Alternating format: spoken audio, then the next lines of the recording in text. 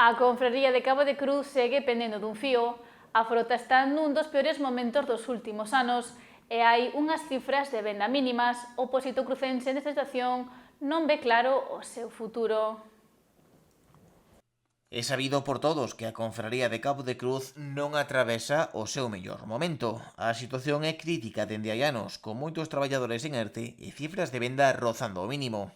Actualmente só hai 3 gardapescas en activo e estando o resto do persoal neste ERTE e sen percibir axuda da Consellería do Mar. Todo sigue igual. Están traballando 3 gardapescas e o resto do personal está todo en ERTE, ou sea, está baixo mínimos porque non hai ingresos. Os ingresos son das ventas. Da Consellería ás cofradías non lle axudou en nada. Entonces, estamos así, non sei. O que pasa, claro, cada vez a cousa vai a peor, porque ao non haber ingresos, o ERTE hai que pagar a seguridade social deses traballadores, entendes? Entonces, só lo estamos sacando para eses pagos. Jesús Pérez afirma que o seu pósito reclama agora 58.000 euros á Xunta. Asegura que lles foron prometidos e que a confraría cumpriu cos requisitos en tempo e forma.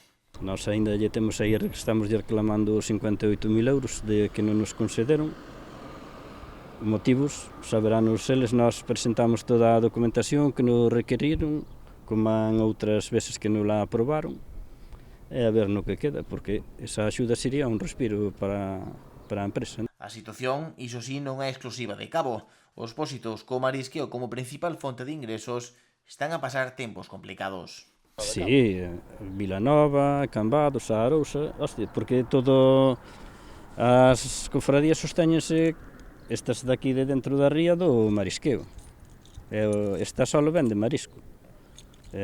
Por exemplo, Rianxo ten outras artes e tal, pero tamén, máis ben, a maioría dos ingresos son de marisqueo e Vilanova e todos, pero xa ves como está a situación do marisqueo a flote, nunca estuvo peor que nestes momentos.